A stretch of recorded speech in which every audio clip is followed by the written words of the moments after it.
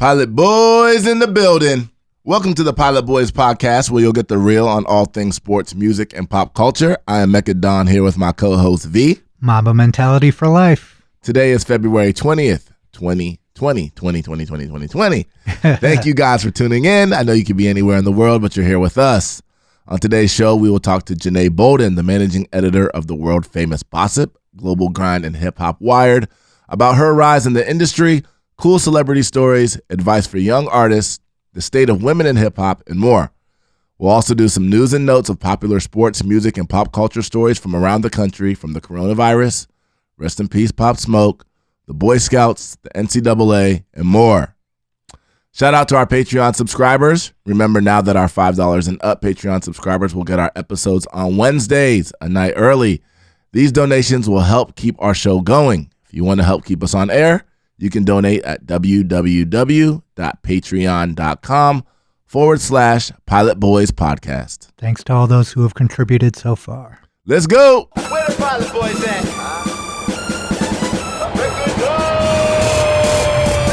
Pilot Boys, we get on up. We the fly boys, we getting up. So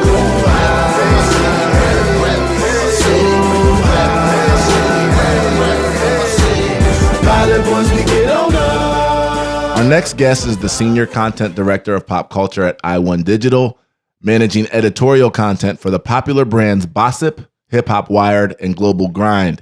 She's also the CEO of the lifestyle brand Curl Mob and has been an important voice in music and culture for years. Please welcome Janae Bolden to the show. What's up, Janae? How are you? How you doing? I'm great. Thanks for having me, guys. Hashtag Curl Mob. Hey. Yeah, Janae, your story, again, is so fascinating. Just watching kind of your, I guess call it rise. You probably wouldn't call it rise. You probably call it a journey. But just watching your journey kind of through media, right, and hip-hop and journalism, and now being a CEO and being a voice and being a face. I guess just kind of we want to just start a little bit with just a little bit of how did you get there? How does someone who grew up where you grew up get to where you've kind of gotten now?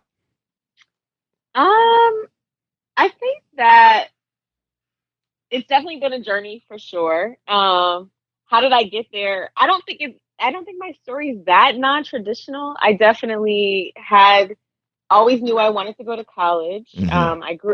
I did grow up in Iowa. I did junior high and high school in Iowa. I lived in Boston before that, in Georgia and Alabama, some other places, more diverse places, obviously, right, than Iowa.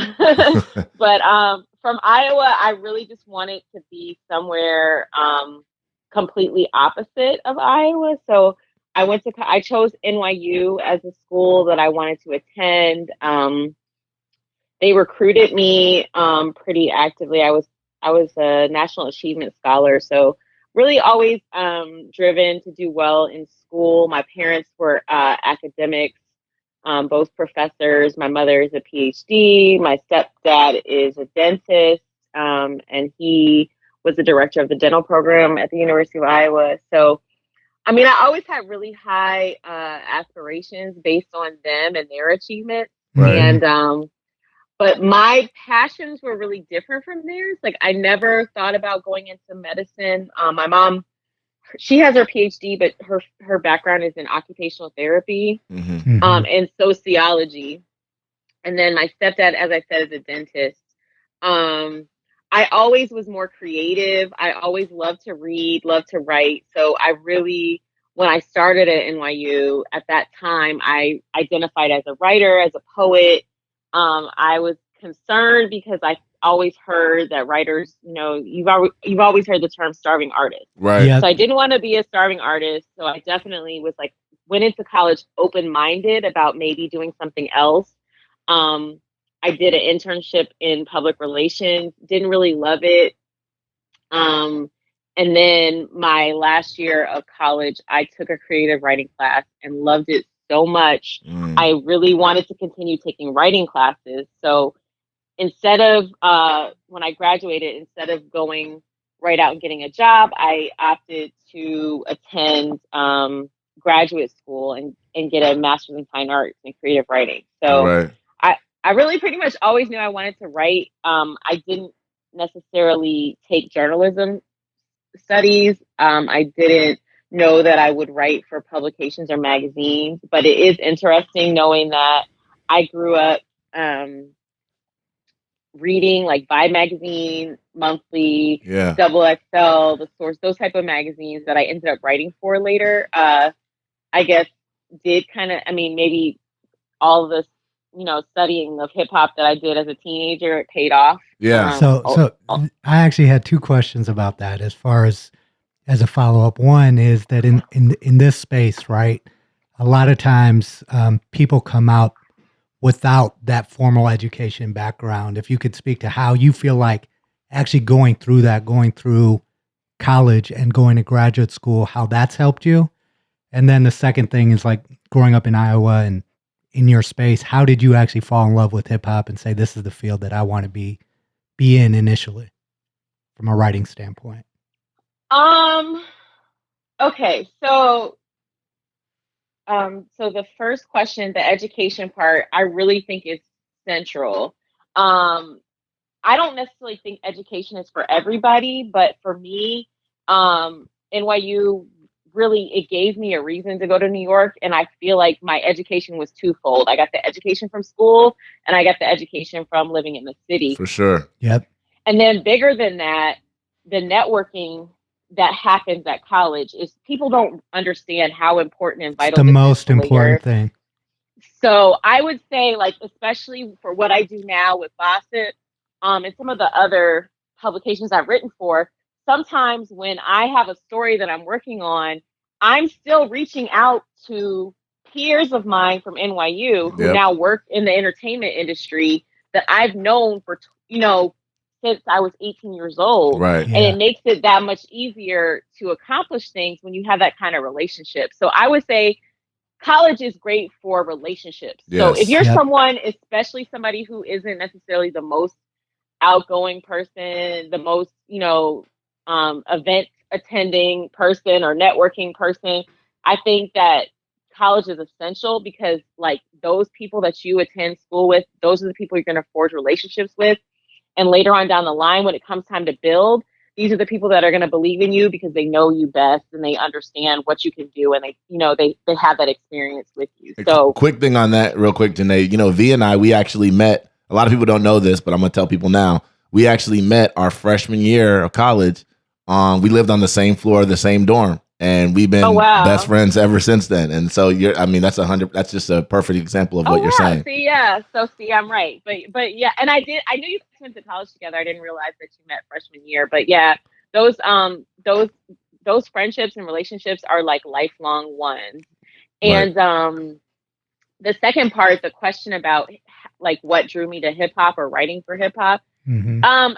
I definitely, living in Iowa, there was not a lot of Black culture around me. So I heavily relied on hip hop music, hip hop culture, to kind of get me through and like not feel so isolated and alone. Yeah. And so when it came time, that I had an opportunity, my first opportunities were to write for hip hop publications. So like, I think one of my first interviews was like, Ladybug Mecca from Diggable Planet. Diggable Planet, yeah.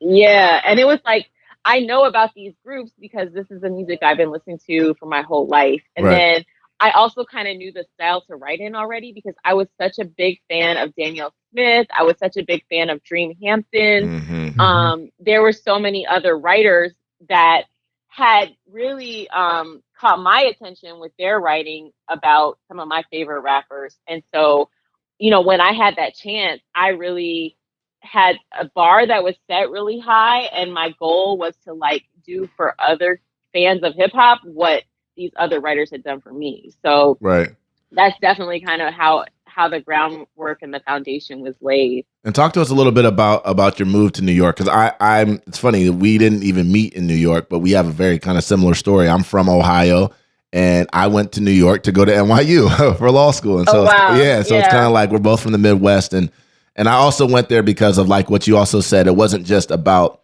the education that I was going to receive, but also about being in the city and learning about the city and growing and meeting people there. Tell us a little bit about that. Was it a shock for you when you went to New York? Were you excited? Was it what you expected? No, Yeah. it wasn't a shock at all. It was a big breath of fresh air. And I think part of me was just kind of like naive and didn't realize like what a big change it was because I was just so happy to see other brown people, you know? Right. I think that I moved around a lot growing up. Like I said, I was born in Alabama. My mom and I moved to Boston when she was pursuing her PhD.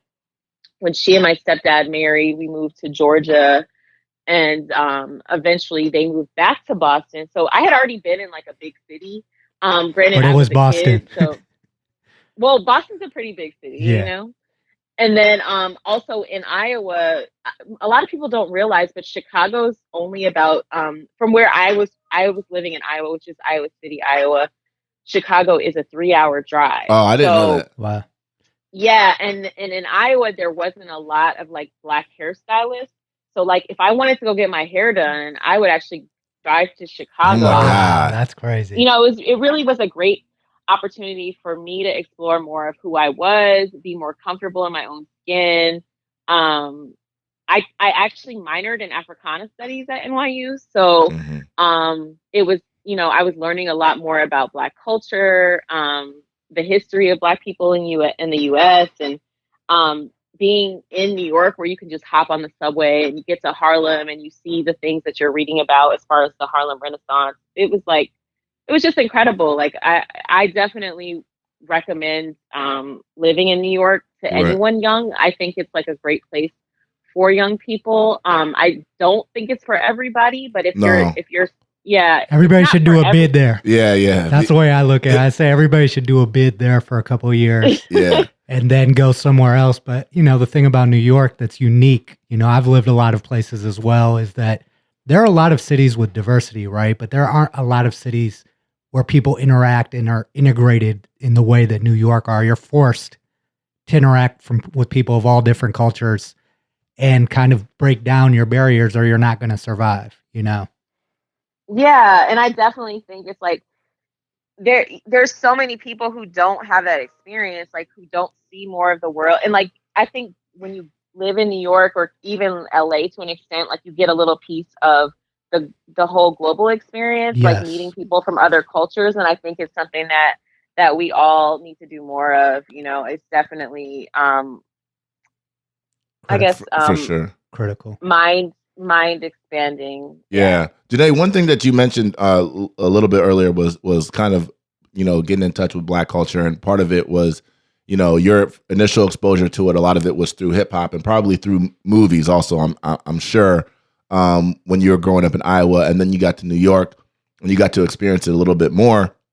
And then now you're in Atlanta and now you work for one of the biggest kind of Black publications that's out there. And you're now also not just, you know, learning about it, but you're also now helping to shape it by being a managing editor of Bossip. You're helping to actually shape Black culture or what people think about Black culture, the images that people see. What type of responsibility do you feel like you have there? Because I feel like that's a substantially different role than initially what you were doing when you were kind of writing and covering the culture. The difference between being a writer and editor seems to be vast. Yeah, it's definitely vast. And I think the thing is there's so much that goes into being an editor. I mean, I'm really trusted with a staff. So like, even when you talk about me shaping the culture, that's not just on me. Like I have a whole team of people who we all kind of come together and brainstorm. And I think it's just my responsibility to like look at different people's strengths and say like, you're bringing this to the table. Like we want you to do more of this. And it's just, I think, a natural expansion for me. Like I've always been somebody who I don't like to stay stagnant. I always like to take on new things. And when I feel like I've mastered a skill, I'm like ready to move on and another skill. So I think it was just a natural progression and the next step for me. Like I'm super competitive. Always been super competitive.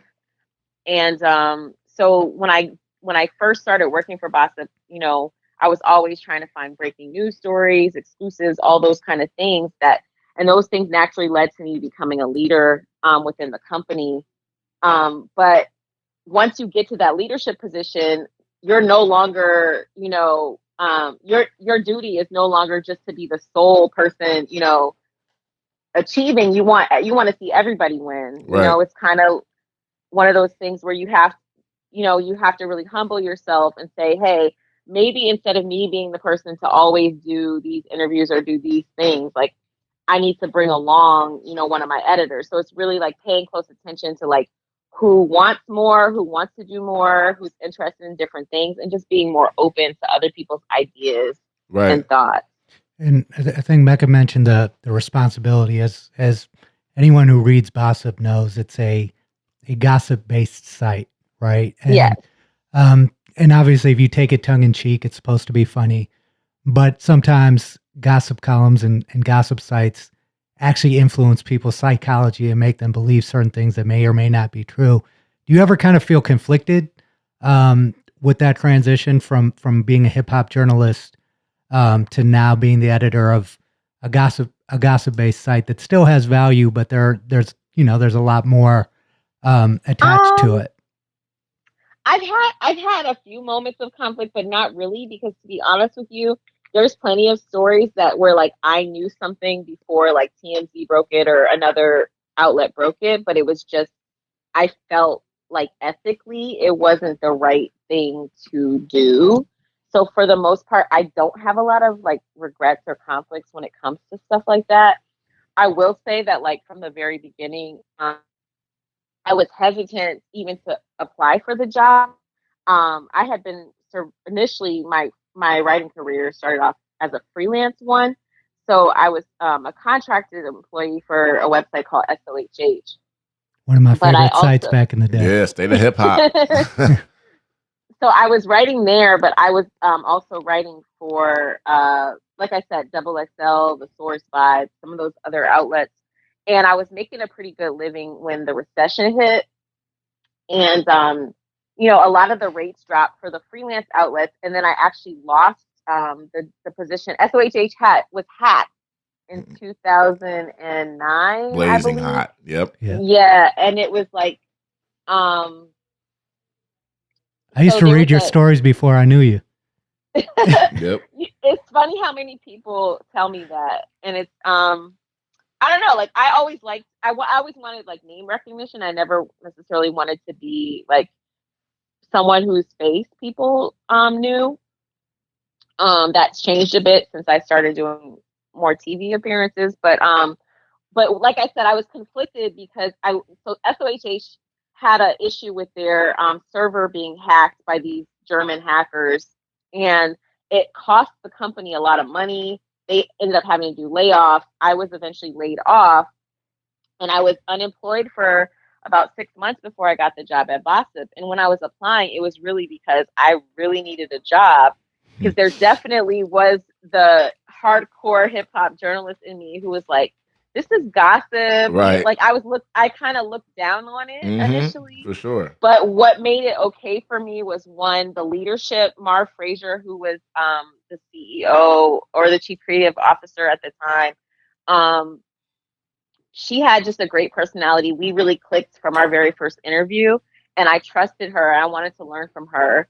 So that was part of why I took the job. And then the second part was, she explained to me, she was like, listen, people have nothing to worry about. If they don't do anything to be put on blast by us, there's no reason for them to fear the website. Like we can be a tool for good press. We could be a tool for bad press. And that's kind of the attitude that I carried forward. Now, it's not always 100% foolproof, because of course sometimes there are rumors that are not true. Right. Things have also shifted over the years. A lot of things that used to be okay back in the day, like for example, people being outed, I now don't agree with at all. I don't think that anyone should be publicly outed by an outlet. I think that that's such a personal decision. When you say outed, you mean in terms of their sexuality? Like, you mean? Like their sexuality. Like I think that that's something that's that's really should be private. And have you ever been run up on? Has anyone ever come up to you like, yo, why did you guys do this or why did you do that? Has that ever happened to you? No, I've never been run up on. Now, Emailed a few times though. Right. I've had someone, a reality star, like put my picture on. I've had my picture put out there a couple times. Like I've had people post pictures on Twitter. Specifically like Nicki Minaj's Barbs have attacked me before. Oh no. I also had another. I'm not even gonna give him the shine of saying his name, but I had a reality, and I don't even want to call him a star because a washed rapper who was on a reality show. Oh my gosh. Posted my photo like multiple times because he was unhappy with us posting about him. Like those type of things have happened. And even like when I first met Tez Bryant, who works with Lil Wayne, among other people, he kind of jokingly made like the little cross, like he crossed his fingers, like, like the stay cross away sign from me. symbol. Yeah. Exactly. But it's funny because now we're like very cool. Whenever we see each other, it's all love. It's a hug. It's just one of those things where like, I just really try to be conscious about my energy. So like when I go into rooms and go into spaces and approach people, I always try to like really just give off a good energy. Like one thing that I wanted to talk about was, we hear a lot about, especially in the gossip world and in breaking news media, right, is the money that's happening behind the scenes, the money people are paying to break stories. I know you and I have talked at length about some of the weird things that go on. Like if a photographer takes a picture of a celebrity and the celebrity posts the picture, the photographer can sue the celebrity even though it's an image of them. If you guys take a picture off the internet, you can be sued. Could you just kind of explain how that whole process works and how stories are given to you and how the money kind of works behind the scenes? Well, I think the it's two different things that you're talking about. So like definitely there's a part of it where like people will say like, how much do you have to pay for a post and that kind of thing, which like some sites do charge you to post things. We don't charge people to post things. Okay. Also, I mean, there is though where you could do like what's called native advertising, like go through our sales team and you could purchase like a banner or something like that. Like that is how that works. Now the other side that you're talking about is really to do with licensing, image licensing and copyright laws. So there's a lot of different laws depending on where you are, but over the years, as social media has turned towards utilizing paparazzi photos, the laws have gotten much stricter. And that's why you can see an instance where Khloe Kardashian posts a photo of herself on her Instagram, and then the photo agency that published the photo of her sues her because she hasn't paid for her licensing, right? Even though it's her image. Even though it's her image, that's so crazy to me every time I hear a story like that. Mm-hmm. Yeah, and I mean, I will say with our outlets that most of the litigation, if not all, has been over image licensing because when like a lot of sites when they start out, they might not have the budget for these licensing agreements. Yeah, but then once they get bigger, and they might get away with it for a while, taking the images from other sites or taking them from like a search platform. Eventually, they're going to get you, though. Eventually, they're going to get you. Eventually, once you start making money, there's a lot of money in it. Yeah. And then once they realize, okay, they have the money now to pay this lawsuit, it's $10,000 per hit. So that means if you use multiple pictures for one post, you could end up having to pay $50,000 because you used 5 photos that you didn't license. So it's definitely a very tricky thing. And then I would say even for people who are like, oh, I'm just putting this on Instagram, Instagram's not going to protect you. So there have been sites who have like lost their handle because of using these improper images. So like, for example, one of my favorite sites is Fashion Bomb Daily, which is a fashion site. And they had their site, they had their Instagram suspended for a while, and it was because of using these unlicensed images. Yeah. So when I'm talking to my team, I'm very, I'm constantly reinforcing, hey, make sure you're using. We have 3 agencies we source our photos from, which are Getty, Flash News, and Win. Right. And if the image doesn't come from them, then we have to make sure that we have permission. A lot of times a publicist might supply images, or a movie studio or a record label. And in all of those instances, you have to do follow-up work and make sure you're properly crediting the photographer. Or, like I said, it can get very tricky. One thing that it's interesting too, because the landscape of media is changing drastically, right? And social media and everything else, and even the landscape of music and how music interacts with media. And one thing that we wanted to ask you about is kind of like your views on kind of the state of hip hop and some of these new and young artists, because you have people like Tory Lanez saying hip hop is in a horrible place, and Pete Rock saying something similar, and then you have Billie Eilish, who came out and said yesterday or 2 days ago, there's a lot of lying going on in rap and whatever. But then you have other people coming out and saying, no, hip hop is actually in the best place that it's ever been in.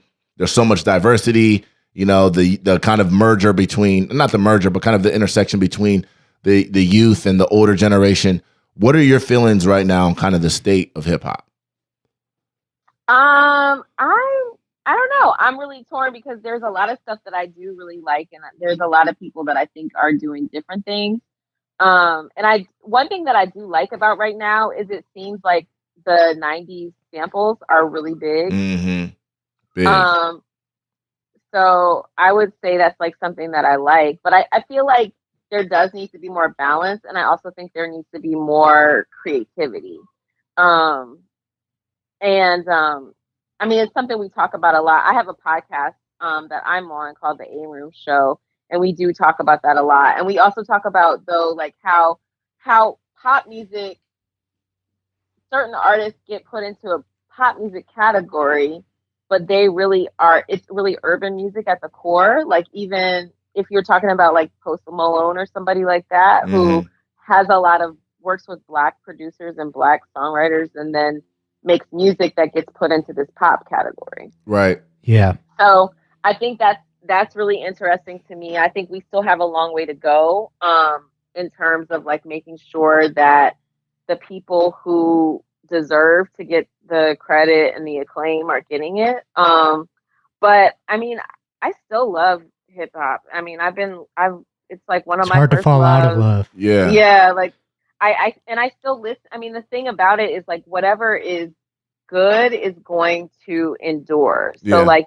I'm still listening to some of the same music that I was listening to when I was 14 and 15 Oh years yeah, old. for sure. And that's not going to change. And that's why So, you see a lot of these like oldie stations and 90s stations like around the country are like popping up every day, it seems like, because there's still a huge market for that music. And I like to go back and listen, because I felt like back in previous generations, people concentrated on making albums, and so I can listen to a complete work. And I think the best artists now still think of music that way, right? They think of making an album versus I'm just trying to put out a hot single. And speaking of that too, Janae, that's one of the other questions I wanted to ask as I was talking about kind of the intersection of, or like the changing nature of music and social media.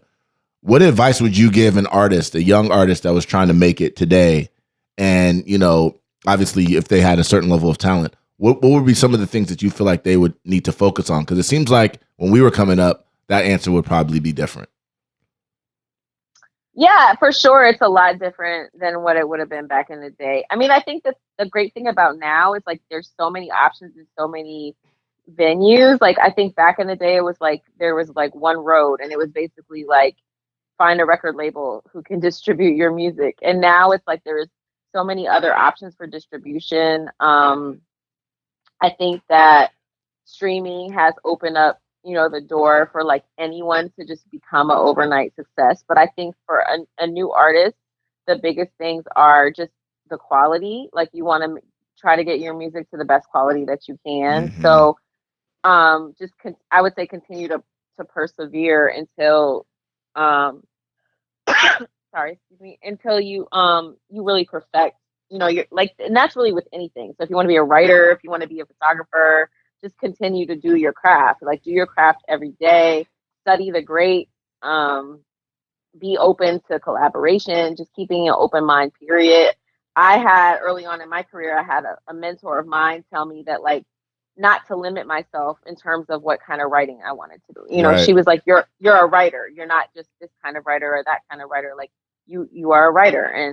And I've tried to honor that. And I think that that's the same that goes for musicians too, like, just not to limit yourself or think you can only do one thing or another thing. Just be open to trying different things. And I would say, like, never to copy or emulate someone else. Like, definitely create your own, trust your own voice. And Right.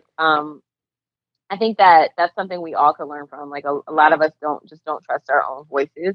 Right. And then I would also just say, just really educate yourself about The business. the business side. Yes, for sure. And if you're not gonna do that, make sure that you really research and find someone. Like, don't just trust that your parents or your family member or your Right. homeboy is going to Right. be a Yeah. good manager or whatever. Like, you need to get real legal advice and, like, make sure that your lawyer is not also representing the people other who are side. trying to sign. I mean, I've seen that many like, times. So It's unbelievable often. how common that is. you So- can't just say, oh, I trust this person because, and we see it too in a lot of small markets, like, a lot of smaller markets where you have label executives who might, they might actually, be street people who, you know what I'm saying? Like, Right. street people who have created labels, and now they're like, okay, we have this artist, and, like, the artist feels they trust them because Mhm. they've given them clout in their city. Right. They just feel like, oh, this person has already taken me so far. Why would they take advantage of me? But, like, you have to understand how publishing works. Like, Yep. How capitalism you know, works.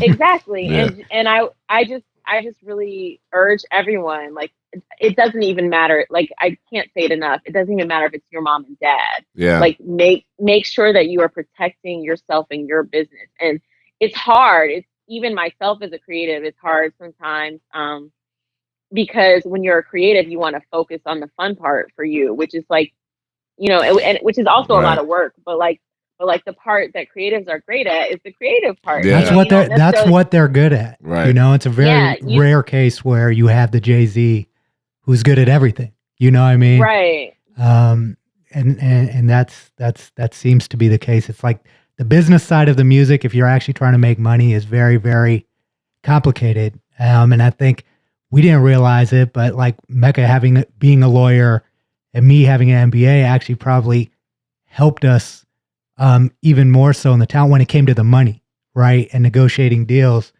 If you don't understand that, having someone you trust that understands that is critical for artists, because your job is to be a creative primarily, right? Yeah. And so one of the things too, also, now there's been, like, a big rise. Well, I don't want to say a big rise, but I think there are a lot of female hip hop artists that are popping. I mean, like, popping, like Cardi B, like Meg Thee Stallion, Nicki Minaj, obviously. And then you got, Tierra Whack and Rhapsody Girl. and City Girls. And I just wanted to get kind of your thoughts on the state of female hip hop, whether you think it's in a good place, whether what are your thoughts on it generally? I still think that there's a lot more room for different kinds of female artists. Yeah. I agree.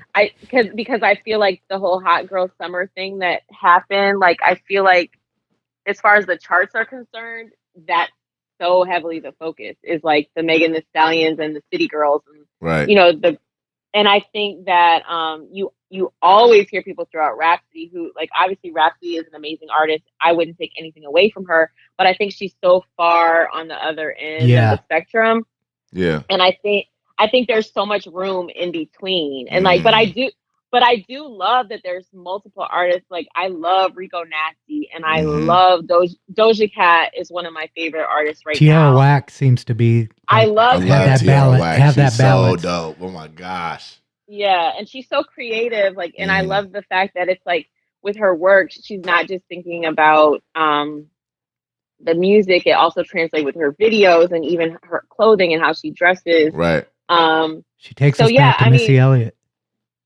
yeah, she does in a lot of ways, but at the same time, she's still her own Yeah, she's her own person. entity. Yeah. It's like very unique. It's not, and I feel like, because I feel like we have seen people too who have like, oh, this person, they'll take the blueprint and like copy it Right. to the whole extent of, and I just think it's like really clear who, like, when you look at the music labels and you see people getting pushed, and like, not to take anything away from like Saweetie, for example. I think Right. she's a really sweet girl, and I think she's very beautiful, and I think some of the music is great, but I think that it's a different kind of music that I think that there's room, like I said, for other types of music. Like I feel like a lot of the culture is being driven because of social media.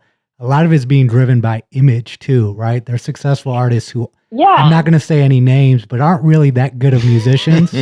Right. But because they know how to brand themselves on social media and create attention for themselves, they are embraced by a younger audience, which is different. Like in our era, if you were whack, you wouldn't make it. Didn't matter what you look like. Yeah.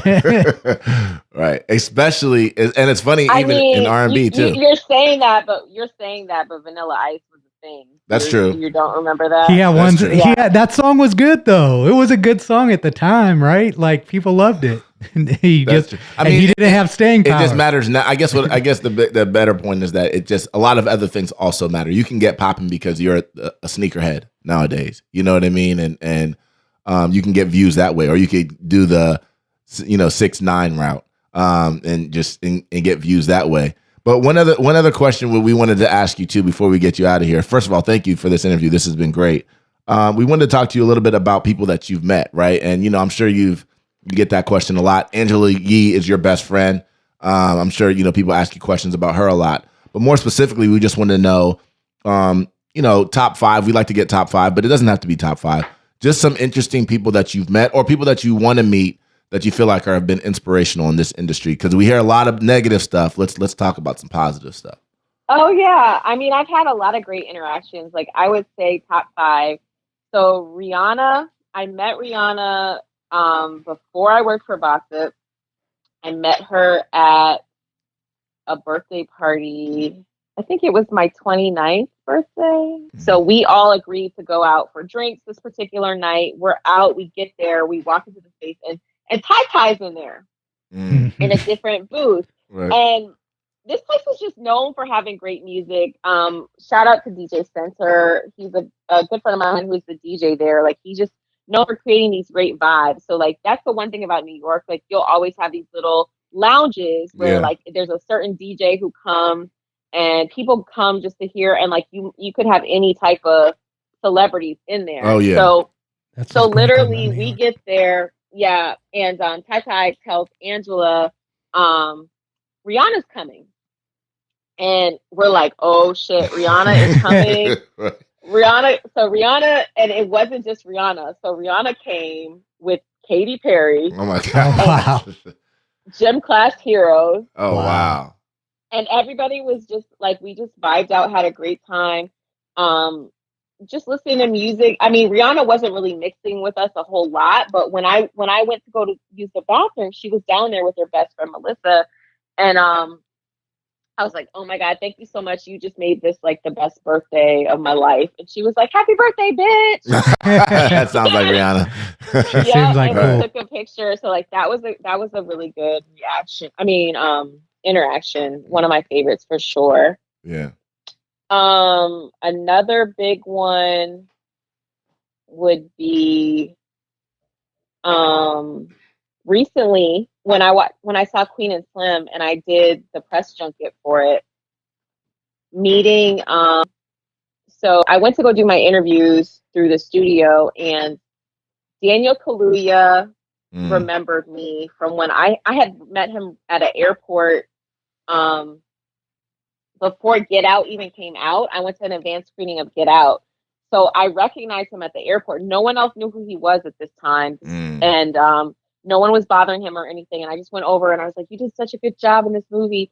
Mind you, he remembered me. So like, wow. 2 years later, I'm interviewing him and he's like, I know you, we met before. Like, that was a great feeling. And he was like such a great positive guy, but like not just him, Jodie Turner-Smith, who played Queen in Queen and Slim, just when I say like one of the most amazing energies I've ever been around, like just a beautiful woman, like everything about her skin is like just glows, and she's just like such a sweet personality. Got two left.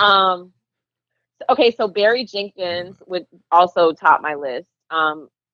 Barry Jenkins, who directed Moonlight and also If Beale Street Could Talk.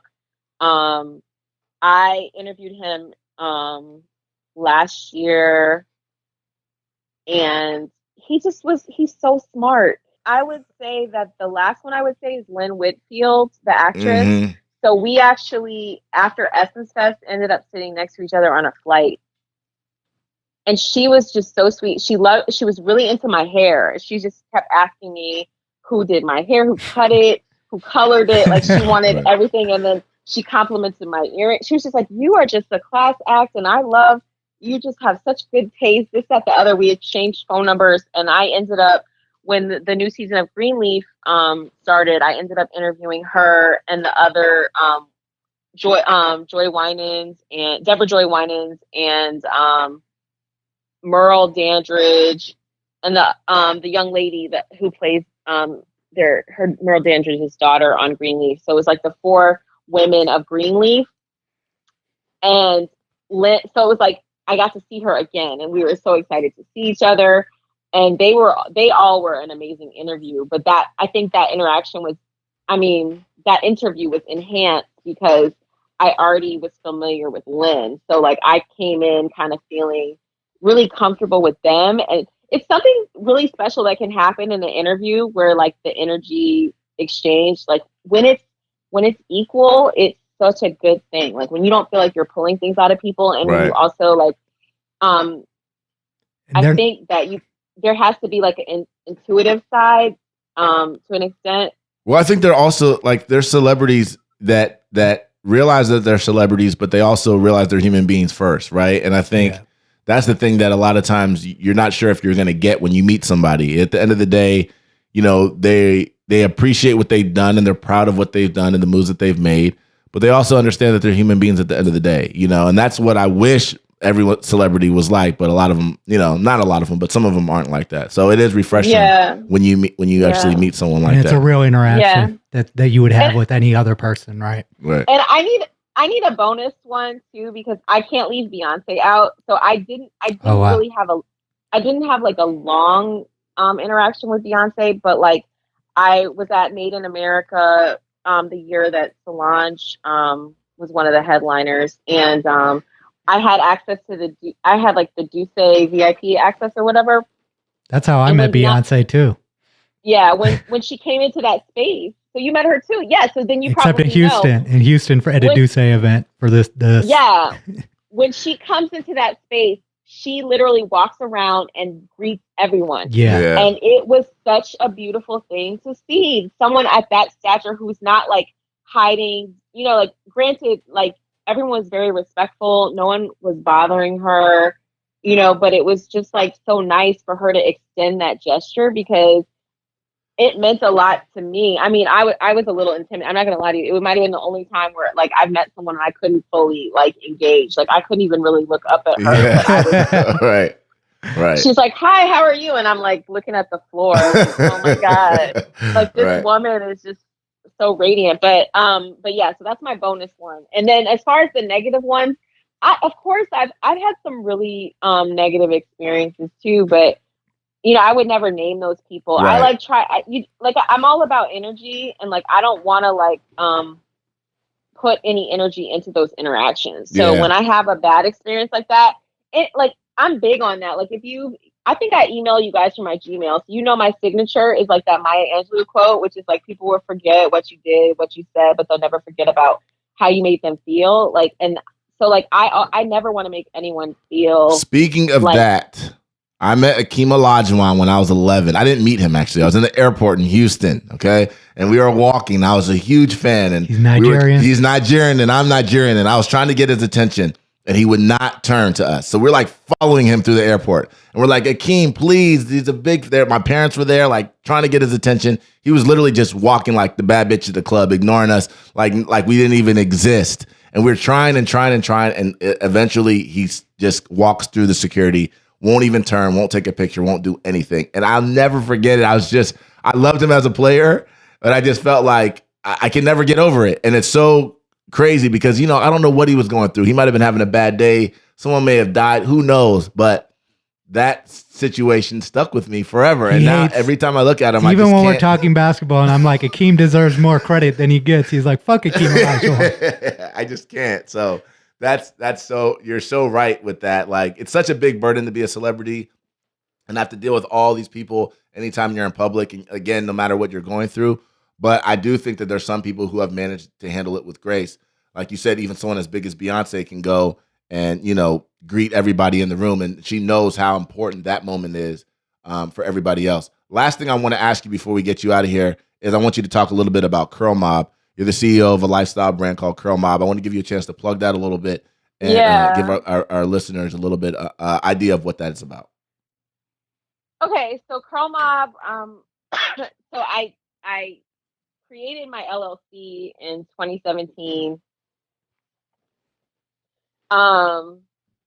It came out of something I would always hashtag on social media. So and obviously you guys have mentioned Angela Yee's my best friend. A few of my other friends are also like curly natural girls. So sometimes when we have a group photo, I would hashtag it Curl Mob.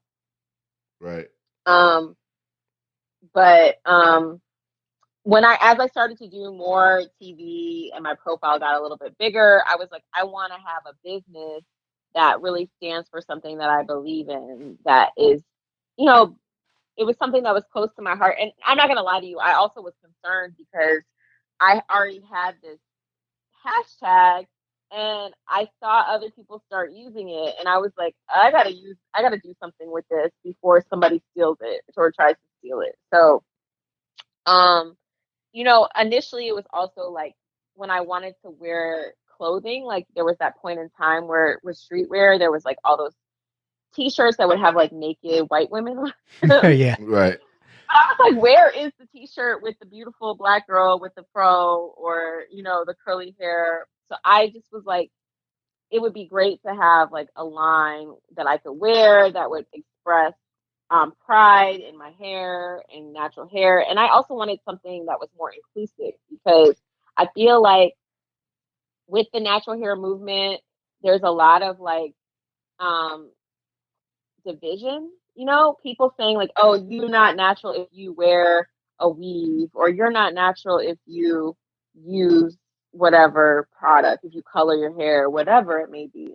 Right. And I just feel like in promoting, I want to encourage people to like embrace textured hair without it becoming like a bunch of rules that go with it. And I just want people to feel like, okay, it's not for everybody. It's a lot of work. So like, say you want to be curly and that means you're going to wear a wig, you can be down with Curl Mob. You know what I mean? Right. If you have locks, just because your hair isn't technically curly, that's still a natural style. And I love that. And I embrace that. So yes, you're part of my community, but it's just the name itself is like the mob part is it being a group of people.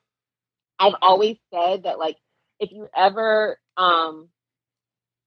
just as a woman, like I think one of the great powers of women is like obviously physical beauty, but like if you've ever found like when you go out by yourself, the attention that you get might be to whatever degree, but if you go out with a whole group of beautiful women, you like the attention is like even like tenfold. greater. So like yeah, it's like even if you see a photograph and it's one beautiful woman, like it's a nice photograph. But if you have a photo of 10 beautiful women, it's like, wow, that's like really an incredible picture. So it's just kind of like to have women appreciate each other, uplift each other.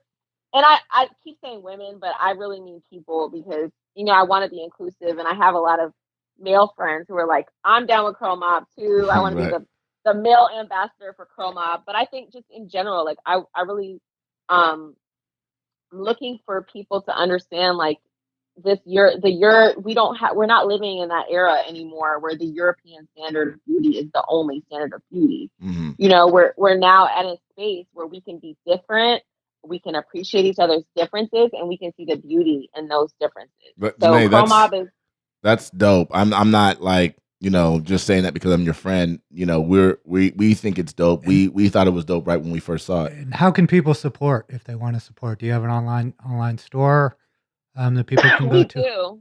Okay. Yeah, the store is crowmobofficial.com. If you go, the Instagram is crowmobofficial on Instagram. So you can get to the store from Instagram. You can get through it if you just type in the URL. I am gonna do I'm probably gonna re-up the store pretty soon. I've been working with a designer, so we're gonna do more like direct print on demand, because it's just been a lot having all the inventory all over my house. Right. And I'm still working on expanding. So it started with t-shirts and hoodies. I want to do jewelry, like chains that have the pendant, which I wear all the time. Yeah, that's definitely how to support. Also, like if you have natural hair and you want to be featured on the Instagram account, just hashtag Curl Mob or tag us at Curl Mob Official, and you know, I might post. I've been super busy, so I haven't been putting as much energy into it as I should, but I'm continuing to put more energy into it, because ideally that is my baby and that is my business. And it's great to be a leader at a big company, but it's even greater to have a successful business of your own. So 100%. I understand that. Yeah, I understand that. And I actually have some things I'm working on in terms of media with Curl Mob. So just stay tuned, because I'm working on trying to get a show greenlit. So awesome. Okay, well, like she said, you can follow Curl Mob at Curl Mob Official on Instagram. You can also follow Janae at Janae Bolden on Instagram and at Janae TMB on Twitter. Janae, this has been awesome. Very, very thorough interview. Much better than I expected, even though I expected great things. We covered a lot of stuff, and I'm sure we'll have to do it again. You're in LA right now, right? I'm in LA, yes. Okay, so enjoy, and we will definitely talk to you soon. Thanks for joining us on the Pilot Boys podcast. Take care, Janae. Oh, thanks for having me.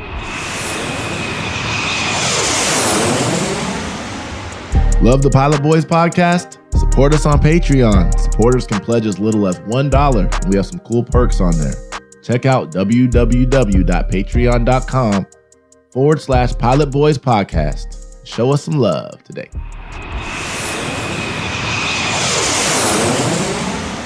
You're listening to the Pilot Boys podcast, episode 15. Time for some news and notes, V.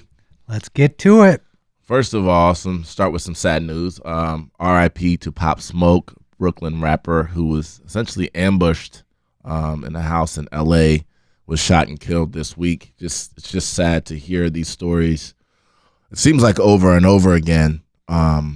He was a very promising rapper. A lot of people believed in him. It's just a sad Too much violence going on in hip hop right now. Yeah, and in America, you know. So, you know, R.I.P. to him. Moving on to some other news. Boy Scouts of America, they filed for Chapter 11 bankruptcy amidst several sexual abuse lawsuits from across the country. The membership has also declined. Apparently, they're using Chapter 11 to create a victim compensation fund that is expected to pass $1 billion. This is sad to me because I was a Cub Scout growing up, and yeah, and it's just, you know, what are your thoughts on that when you hear that? When you hear that type? It's always unfortunate when you see an organization that's built to do good, and especially knowing the Boy Scouts and the Cub Scouts, the goal is to develop good men, right? For adulthood. To see something like this happen, potentially destroy all the good that the Boy Scouts have done over decades and decades, is sad. But it's also sad that this is happening in the Boy Scouts of America, and they do need to fix the problem. It's just sad that the organization itself is at risk. Yeah, and I think that I don't see how it's really going to survive. I mean, those maybe survive in a little way, but I don't see how it's going to survive in a meaningful way. Once you lose trust, I think, and especially in an organization like that, and especially when you're dealing with kids, right? Yep. You know, I have a son, and I just can't even imagine putting them in there. You know, as good as what I think they're intended to be. I just can't imagine doing it. And I'm sure a lot of parents think the same way. Yeah, So it seems like this is another troubling issue in America right now is putting adults around children, and no one wants to fear that adults are supposed to be adults and children are supposed to be children, right? it's crazy. So some more sad news. Sorry that we're starting news and notes off some more sad news, but we meant to mention this a couple weeks ago, but it's very important that we touch on it now. Layla Jinnah, I believe that's how you pronounce her name, was a social entrepreneur who created tons and tons of jobs for a lot of people, and she passed away suddenly. I think she was only 37 years old. Tell us a little bit about that, V. Well, entrepreneurship is interesting. We all think about making money when we think of entrepreneurship. What she did was using entrepreneurship in business as a way to create social change throughout the world, especially in impoverished nations, training people to have skills that are in demand in the mainstream world and create jobs while also helping develop businesses and make money. It's just an amazing story. She's an amazing person. Gone way too soon. Yeah, and you know, one of those things, and we've talked about this before, we talked about this when we were growing up, is, you know, what is the purpose of life? And at the end of the day, I think, you know, we kind of settled on that, you know, leaving an impact, leaving a legacy, you know, leaving a blueprint maybe of things that we've learned for people who come behind us. That's essentially what she definitely did. I mean, she impacted hundreds of thousands of people. So obviously she's gone too soon, but it's just like we were talking about with the Nipsey Hussle thing and even the Kobe Bryant thing, people who've died much younger than we would expect, but who had tremendous amount of impact. So at least their life was, you know, for sure meaningful. So rest in peace to her.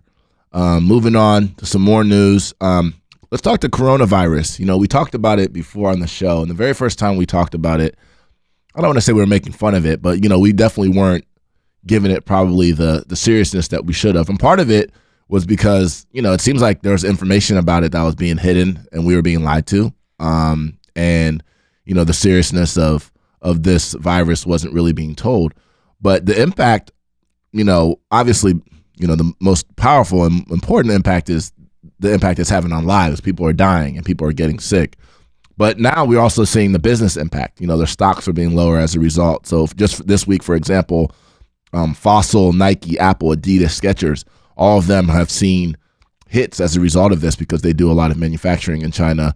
There's a Chinese restaurant in London's Chinatown that says business is down by at least 70% as a result because people fear being around anything or anyone Chinese. What are your thoughts about it in a broader sense? There are two things here. One, I think whenever something like this hits, I think it's important for people to avoid hysteria and panic because I don't think hysteria and panic ever solves any issues. Mm-hmm.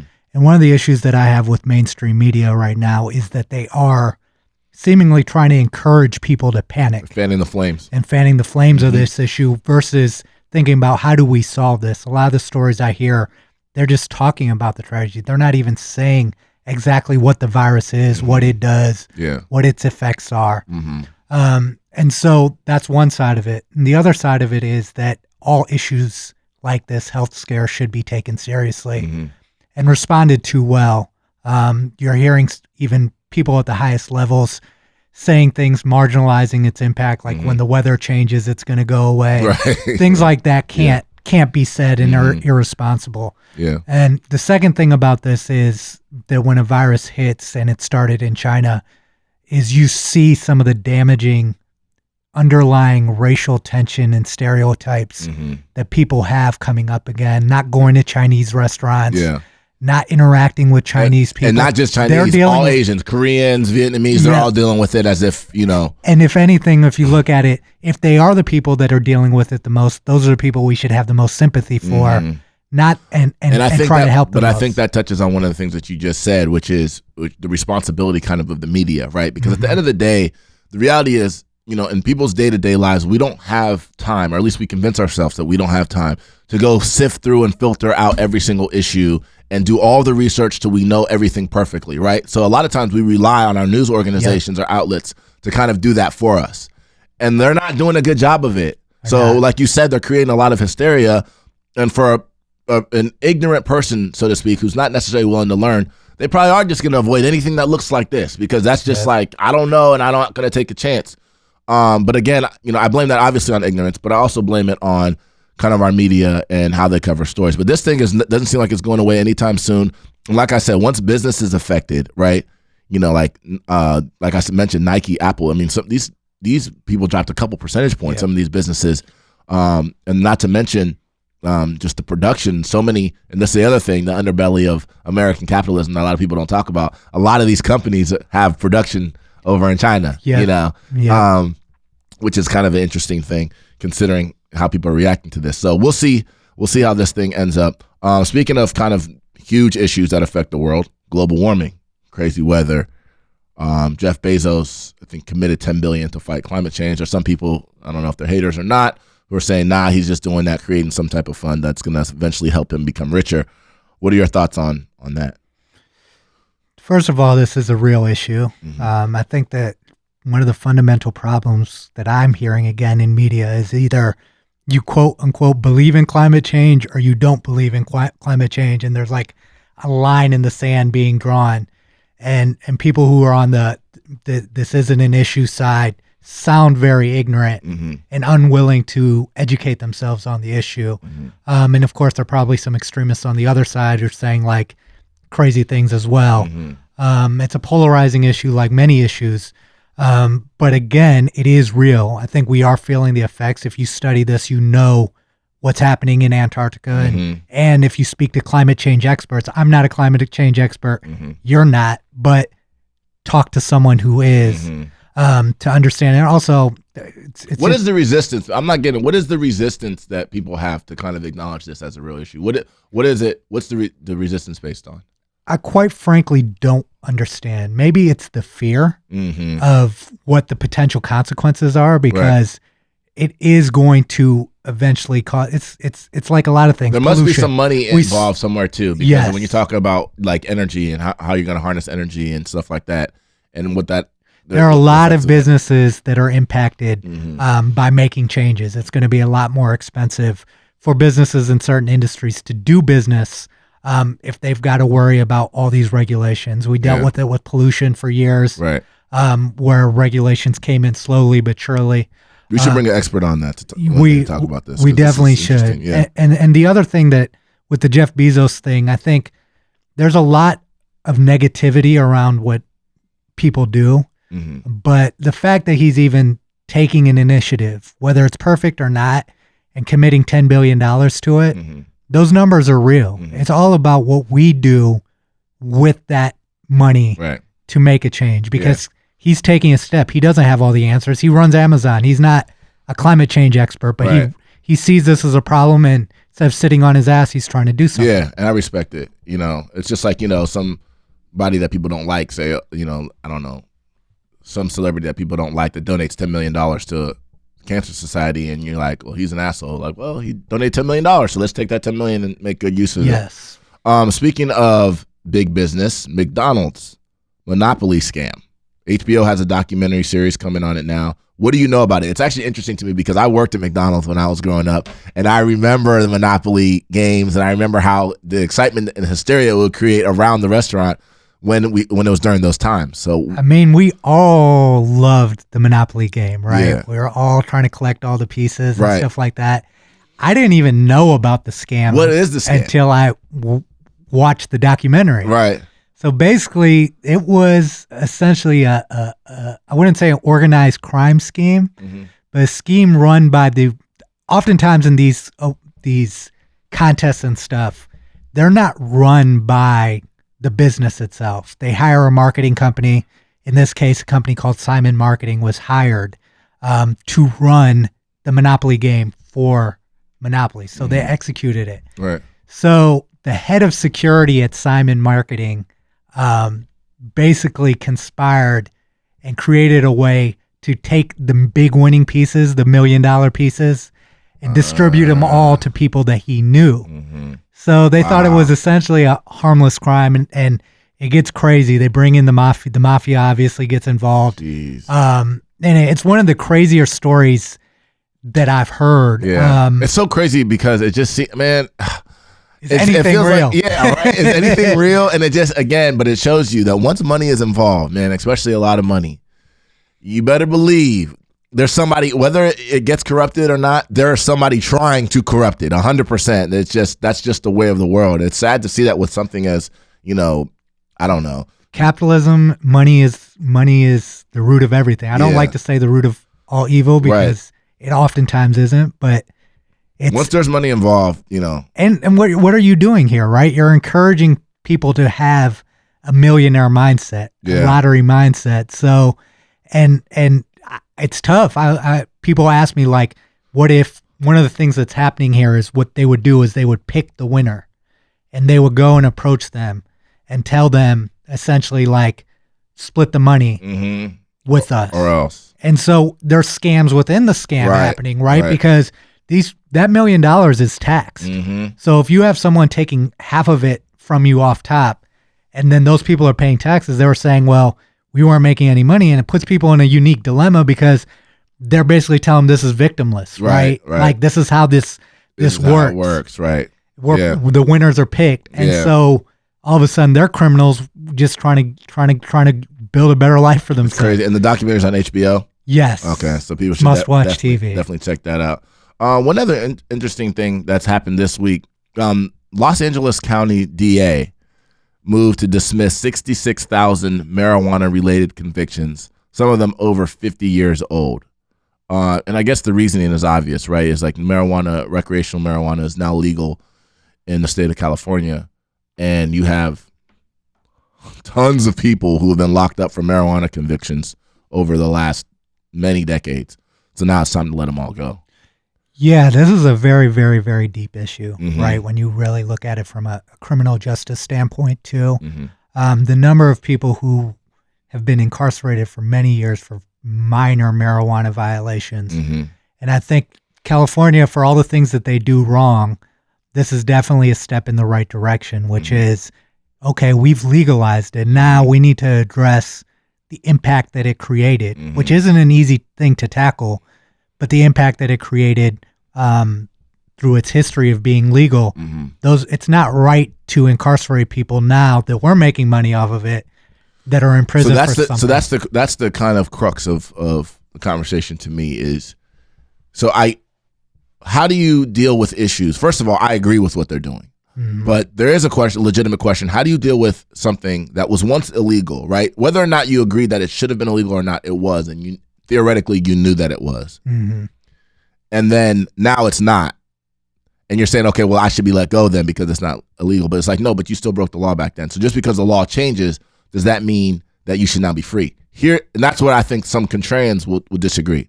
But here's my counter to that. First of all, the illegality of it in general was always bogus. Yeah. We always knew that it was bogus. You could sell cigarettes. They could sell cigarettes legally. Yeah, and alcohol legally. Guns legally. It was always bogus. Yes. And then again, you also talk about kind of, the impact that it had on specific communities, right? People who, were trying to find a way to actually thrive and make a living in this world, who didn't have a lot of different opportunity. A lot of them were the ones who are partaking. And then now, I think the point that you made is that now it's not just only that it's legal, but now it's like, this is big business. And the billionaires are being made off of this. And you're seeing commercials and people are advertising and walking down the street, skipping and smiling. Have you been to California since it's been legal? I haven't, no. The branding and marketing that these marijuana dispensaries are doing, so that's the next step to me is, and again, I agree with you that this is a hard thing to figure out, and this is something that's going to take a lot of time. It's going to take a lot of kind of power and thought. But how do we now not just get those people out of jail, but how do we now allow them to actually be part of the enterprise? To actually start to make money. And that's exactly where we need to go with this, because people don't understand generally how many people have supported their families by being the $10 weed salesman for their community, right? Now that it's going from a black market to a legal market, those people need to be brought along with it to have the same opportunity, because again, they weren't doing it for any reason except to provide for their families. And that needs to be thought about as we process. 100%. And but the thing that I fear and the thing that it seems like is happening is that a lot of the money is going to get concentrated in the top 1%, big business.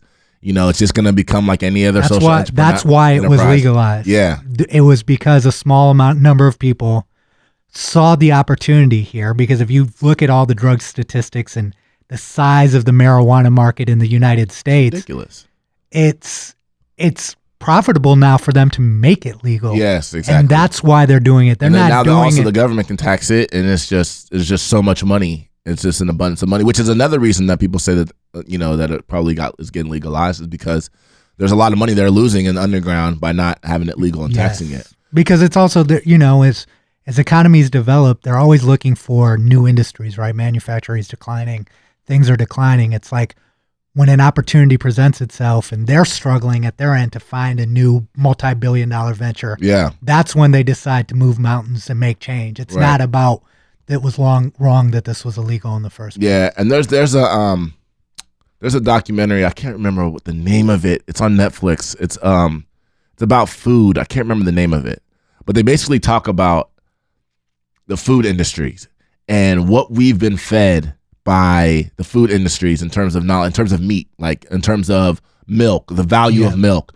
how much money goes into the lobbying behind that, how much money goes into the marketing, and how we were sold a lot of things that are not true. A lot of these things that we're consuming are not healthy for us. No, they're not. But we've been conditioned by society to believe that they are, just like we've been conditioned to think that it's okay to smoke cigarettes or drink alcohol, but it's not okay to smoke weed. That's a societal conditioning that's happening. If you care about society, why is it in multiples more expensive to eat healthy and organic than it is to eat unhealthy? To eat stuff that's not even real food. All right, let's move on from that, because I know we can talk about that forever. I want to give a couple shout outs real quick before we get to some sports stuff. Damian Lillard got engaged. Shout out to him. We're not going to be talking that type of stuff generally, but he's a dude that we both like, and so we're happy for him. Yeah, he's definitely got that Mamba mentality, right, that we talk about a lot. 100%. And also shout out to our boy Van Lathan. We've had him on the show a couple times, formerly at TMZ. Just did a big deal with The Ringer and Bill Simmons. Bill Simmons actually just announced that on his Twitter this week. And we talked about it before, that Ringer actually just did a big deal with Spotify for podcasts. That's a huge deal, man. I'm really happy for Van. Very, very happy for Van. He's transitioning to bigger and better things. Mm-hmm. He's riding that national championship wave, it seems like. Exactly. So speaking of sports, let's talk some sports. The national championship wave you mentioned.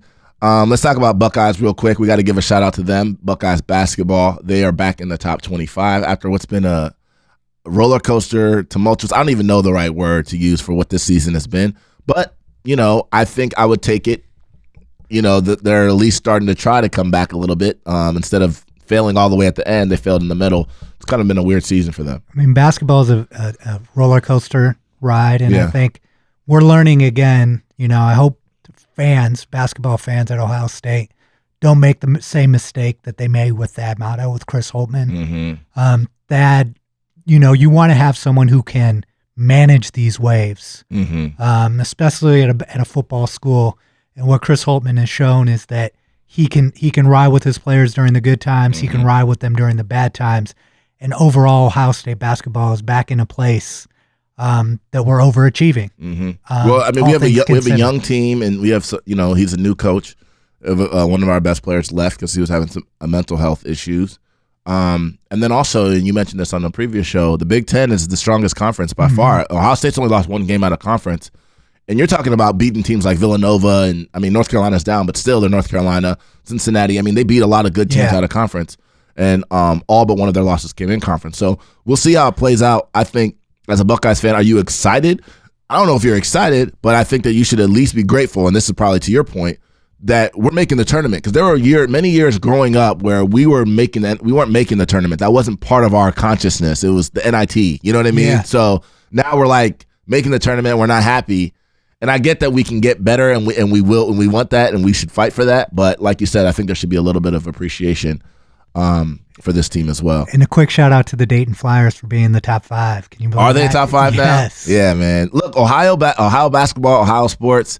People, when I was in New York, I used to get arguments with people all the time. They don't realize how much Ohio sports how powerful they are in every sport too. Basketball, football, baseball, hockey. If you go and look at the professional leagues and college ranks, you'll see players from Ohio all over the place. So right. LeBron James helped change that narrative for us pretty well, right? He did, and actually opened up people's eyes to what's going on here. Yeah. And also Ohio State football, to be honest. Speaking of Ohio football, Browns' Greg Robinson, offensive lineman, was arrested at the border of Mexico and the United States with a, quote, bunch of marijuana, which is interesting. It ties into kind of what we were saying before. I don't know what the charge is going to be. I don't know what a bunch means. It sounds like it's enough where they're probably going to charge him with some type of transport or possession with like the intent to distribute or whatever. But that's just annoying to hear as a Browns fan. Just annoying. Just always something, right? Last week it was something new about Baker Mayfield. This week it's about, and then Kareem Hunt had something. Yeah, we're always in the news for all the wrong reasons, and it's unfortunate, and maybe they need to hire Christina to come help them out a little bit. Right. All right. Speaking of Browns, Mason Rudolph is actually threatening to sue Myles Garrett, because again, Myles Garrett, he's been recently reinstated by the NFL, and in his interview, he reiterated, and I'm not sure the context in which he reiterated it, but he reiterated that Mason Rudolph used the N-word against him when they were in the tussle, and that was what kind of sparked some of his rage. There's been a number of different kind of responses to that. Mike Tomlin, the head coach of the Steelers, came out and emphatically said that he finds it offensive. He doesn't believe that it happened. There are other people from the Steelers that said John Dorsey said that Myles Garrett kept that as part of the story the whole way through too. Yeah, so John Dorsey said that. And then also people are saying, well, why didn't everybody else hear it if he said that? And he's like, well, he said it when we were tangled up. And the reality is if they're tangled up and he said it, people may not have heard it. So to me, this isn't really a question about who do you believe, because it's you don't know, right? You don't know if it happened. There's so many, it either happened or it didn't. Or, first of all, it either happened or it didn't. But there's also a gray area, which is maybe he thought it happened or thought he heard something that he didn't necessarily hear. Or, there's a lot of gray here. So for people to say, oh, I know what happened, you can't really say that at this point. And I think to be honest, there is a racial underpinning here on people's opinions, right? Yeah. On what they want to believe is true. And this is all I can say. When I try to evaluate people that I don't know well, but that are public figures, I try to use context. Mm-hmm. And one thing that I feel like has been missed in this whole Myles Garrett situation is who he has represented himself to be up until that incident. Mm-hmm. I think less than 3 weeks before that incident, some guy came and punched him while he was driving. Mm-hmm. He did not get out of the car. He didn't punch the guy back. What we have to understand is something triggered the guy because he doesn't have that reputation on the field. Yep. What that is, maybe we have years of data. We have years and years of data. He is not known to be a violent guy that beyond football. So he obviously was offended by something. He has taken responsibility for what he did. Yep. And what I think the NFL is doing a poor job here of is Mason Rudolph is not an innocent bystander here. Mm-hmm. He kicked the guy in the nuts, and everybody else paid consequences for a situation he triggered. Mm-hmm. He wasn't even suspended one game. And I think that that's an unfair execution of this event based on the objective data that we have. And if you don't see it that way, I do think that somehow bias is involved there. Yeah, and the thing is, for me, there are people emphatically coming out saying that he's lying. There are people emphatically coming out saying that he's not. Like I said, I don't think either one of those positions is necessarily justified. I think if you're leaning one way or another, I think that's justified based on what you said, like analyzing all the data that we do have. The NFL probably does have a tape.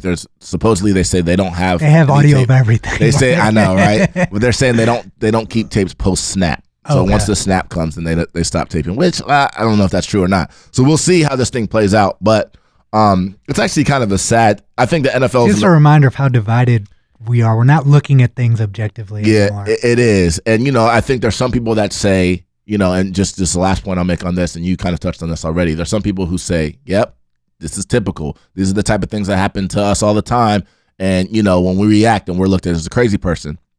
And then there are people from the other side that's saying, typical person, you rage and you make a mistake, and then you want to try to blame it on racism, blame it on something that didn't happen to make up some story, blah, blah, blah, blah. And I think, like you said, a lot of people, where they stand on this kind of just is in line with what they just traditionally believe happens in society generally.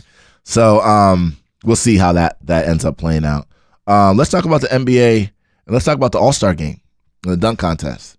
I mean, look, man, you and I talked about the All-Star game before on the show, and we were kind of laughing, right? Because we were like, what is Giannis doing? They have no chance. But, man, whether you think it's rigged or not, whatever. But that game was, like, intense. It was one of the ones for the ages. Like, those last few minutes, I was, like, on the edge of my seat, like it was like it really mattered. I think we talked about this. Like, All-Star Saturday night, the dunk contest and three-point contest is literally what I'd tune into, and I would tune into the fourth quarter, because I think it had lost its value. It was clear the guys weren't taking the game seriously. It's hard. It's a break for them, right? Yep. But the NBA, as they continue to do, showcase why they're such a great organization and have great leadership. They changed the rules. They incorporated a charity component because they knew that just giving these guys more money, a lot of these guys are making tens and tens of millions of dollars, isn't going to do it. But creating the charity component, and then also I think Giannis is showing through his picks. I laughed about it because he didn't pick the elite guys, but like himself, he picked a bunch of guys who he felt had a chip on their shoulder and would take this game seriously. So I laughed at him, but look, his strategy seemed to be smart. Right. No, and it was amazing. And let's talk about the dunk contest for a second too. What did you think about that? A lot of people think that our boy, Aaron Gordon got robbed. Jones Jr. to me was amazing. I mean, he had like almost a 50 on every dunk that he did. To me, I would have felt sad for him if he didn't win, especially once they went into the kind of the overtime thing, and that guys don't really have reserve dunks, and they start doing each other's dunks and stuff like that. It was crazy. But what did you think about the outcome? When there's a great game and it comes down to the end, and you say, I don't want anyone to lose. Yeah. But like I go back to Jordan, right? You knew that he was just a little bit better. Right. Aaron Gordon had 5 straight 50s. Didn't Jones Jr. have like? No, his first dunk was. His first dunk was like a 45. Yeah, and then also to have Dwayne Wade, who's Mr. Miami Heat, essentially give him a 9 at the end, and then also like the evaluation of that dunk, like he dunked over somebody who's 7'5". Yeah. So someone who made Shaq look small. And on top of that, they had to do this like they had to just come up with this was off script. Yeah. These guys were going off script. Yeah. So and like everything else in this scenario, it's like don't take it away from Aaron Gordon.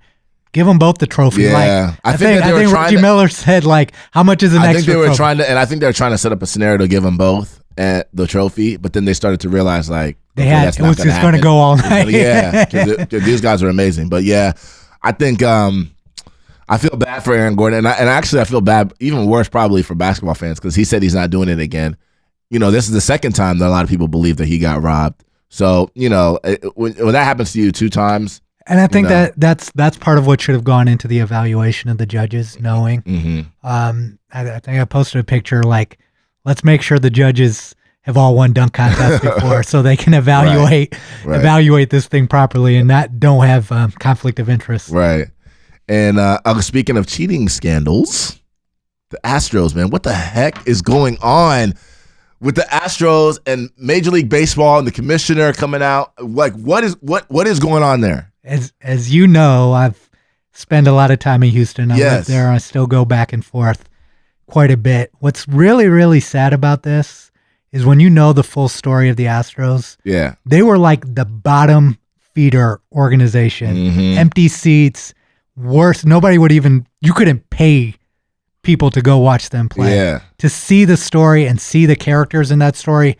Altuve and what they did to the community there. Even from 2017 also. The community and now what the culture of baseball is, and to have a winner in the city of Houston. I see what you're saying, yeah. To have a winner in the city of Houston, what the collateral damage, what sports franchises do, they represent a community. Now to go from that euphoria of we had this underdog team that overcame all odds, beat the Yankees, beat all these teams, to now dealing with they were cheating the whole time. Yeah. Like, how do you deal with that? Yeah. How do you absorb that as a fan? Right. First of all, the consequences, the GMs have been fired.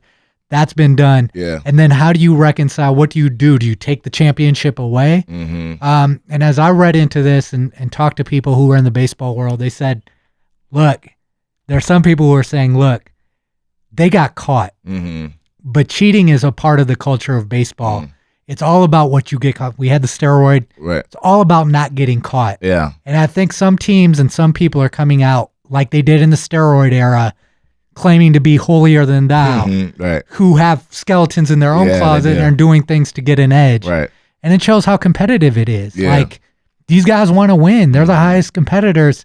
But to know what was actually happening. But there's some sports that don't have that. I mean, I don't know. I mean, I think, you hear the thing, if you ain't cheating, you ain't trying, right? But in football, you see it, right? You hear the Belichick stories, you hear people stealing playbooks and, going to other teams' locker rooms and, trying to steal signals and all that type of stuff. Basketball, I don't really know if you can cheat, really. It's just like, what are you going to do? Put like super glue on the guy's shoes? It's harder. But in baseball, you're right. There seems to be kind of a culture of let's just do what we can to get away with it. And part of it, I think, comes from just the grind that baseball is. It's crazy, yeah. 162 games. It's like almost 9 months of the year. Then you got spring training. I mean, you have like a month off. The guys' bodies aren't recovering that fast. It's hard to stay in the big show. It's hard to stay. It's like the hardest sport. You know what I mean? So it's very hard. Think about how, like, batting 30%.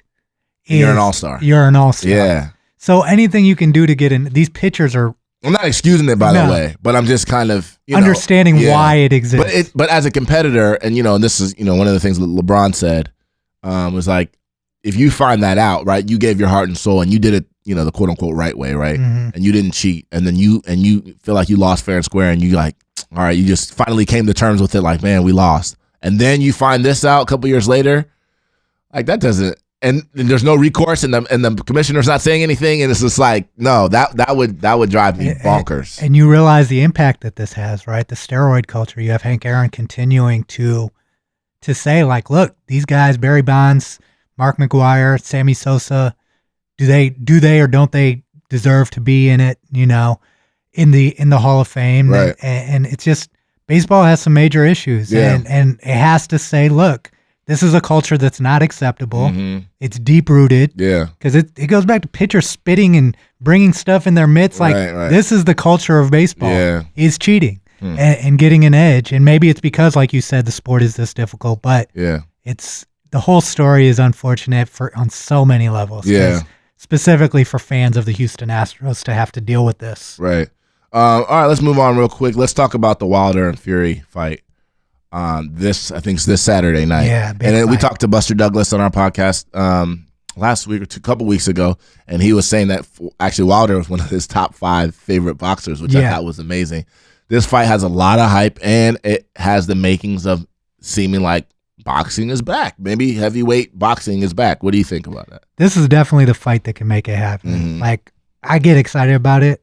We talk a lot about the sport of boxing, and part of the reason I love boxing, obviously, there are issues that I have with, like, the violent nature of it, like we do with football. But the stories of boxers, and specifically in this situation, it is a rocky story on both ends. Mm-hmm. If you look at what Deontay Wilder did to become a boxer, his daughter having spinal bifida and this being his outlet, and how hard he worked to get to where he's at. And the same thing with Tyson Fury, who's actually named after Mike Tyson, right? Kind of going through his issues with substance problems and depression and coming out on the other side of that. Right. It's like you don't want to root against either one of these guys, but it's a great fight because it brings the value back to the heavyweight division. You have Wilder, who is the Mike Tyson knockout artist, and Tyson Fury, who's the tactician. Right. Technically, I thought he won the first fight. Obviously, when Wilder hit him, it changed the course of the fight. But it's just an exciting fight to know. Yeah. As a boxing fan, people who've been yearning for this kind of this feeling again, because boxing, it's not just about the fights; it's actually about the feeling, right? Leading up to the story, fight, the week of the fight, the story, like oh my God, the anticipation. That's how it was. For Tyson fights, and and Holyfield, and obviously for Muhammad Ali and everyone before us, that's what it was that anticipation that we've been missing. Even if a fight ended up being good, that anticipation wasn't there. But it seems like back for this one.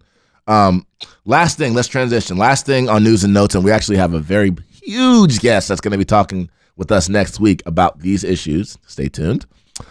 The NCAA, Division I student athletes in all sports could have the opportunity to compete immediately after transferring one time if a proposed change to waiver guidelines is adopted by the Division I Council this spring. So basically, now if you want to transfer, you can transfer, but to have immediate eligibility, you have to get a waiver. You have to get permission from the school, and then you have to get a waiver from the NCAA. And essentially, the waiver has to be some type of hardship that you experienced. But now they're proposing that they're going to do a one-time transfer, that your first transfer that you do, you don't have to have a waiver, that it's just automatically. There's a few things that you have to, you have to be in good standing, academic standing, you have to get permission from the school, so on and so forth, but you don't have to go through the waiver process. What do you make of it? You don't have to sit out a year, right? And so for the first time, you don't have to, you can have immediate eligibility. I mean, these small steps, another small step. Yeah. I don't want to clap my hands and stand on the table for the NCAA, but it is nice to see that they're making some small changes, especially with what we're seeing in the landscape of coaching, how these coaches can just leave one school and go to another at will. Yeah, in the middle of a season. And even now at Michigan State, right. After everything is done, recruiting season's pretty much over. Yep. You can't allow coaches to do that and everyone else to do whatever the hell they want to do and not allow players to do the same, because at the end of the day, these kids are playing on scholarship. They're not being paid. If they go to a school, sometimes we all make bad decisions in terms of taking a job we don't want or going somewhere. Circumstances change. In some of these situations, there are financial issues that come with living 4 states away from your family and the expenses that 100% that brings in. A lot of these issues aren't highlighted properly, and I don't think there should be restrictions on what players can do so long as they're not doing anything. Well, that's why bad. I think the one time, they're basically trying to do it one time, that gives you immediate eligibility, and theoretically that should cover 90-something% of the cases, right? Because you shouldn't. There are some system kind of administrative things that will definitely get disrupted if people are transferring 4, 5, 6 times, right? So I like that, and I agree with you. We're not going to jump on the table and clap for the NCAA, but it does seem like they are at least listening to some of the things that are being said behind the scenes, and they're kind of being forced to. They're being forced to. But they're making the small changes, slowly but surely making small changes in a way, maybe because they feel like they need to make things better, but also to shut people up a little bit. But like you said, like we were talking about before, so long as it doesn't matter necessarily the reason why they're doing it, so long as the effect takes us to more of a kind of a just result, then I think we're good. What we don't want to do is undermine competition. The story we have, of course, at Ohio State is Tate Martell. I don't agree with his reasoning for transferring. Transfer, but don't transfer because you're scared to compete. If what happened with Joe Burrow happened, you compete, right? You lose out, then you should go and create an opportunity for yourself somewhere else. But if you're somewhere and you're just unwilling to compete and do what's necessary, you're not going to do any better anywhere. Well, eventually else. That person is going to be weeded out, and that's just the reality of life anyway, right? So they can transfer 100 times if they want to. It's not going to affect their bottom line. You know what I mean? Exactly. So, but I do think this is a good step in the right direction. So again, next week we're going to have a huge guest on the show, and we'll talk to him about some of these issues as well. It'll be good to get that perspective, that side of the fence's perspective. Exactly. Stay tuned. Thanks. You're listening to the Pilot Boys Podcast. Love the Pilot Boys Podcast? Support us on Patreon. Supporters can pledge as little as $1, and we have some cool perks on there. Check out www.patreon.com/Pilot Boys Podcast. Show us some love today.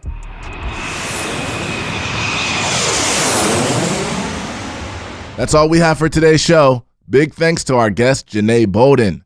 Thanks to everybody for listening. Don't forget, sharing is caring. Subscribe to the Pilot Boys Podcast on Apple, Spotify, Patreon, and YouTube.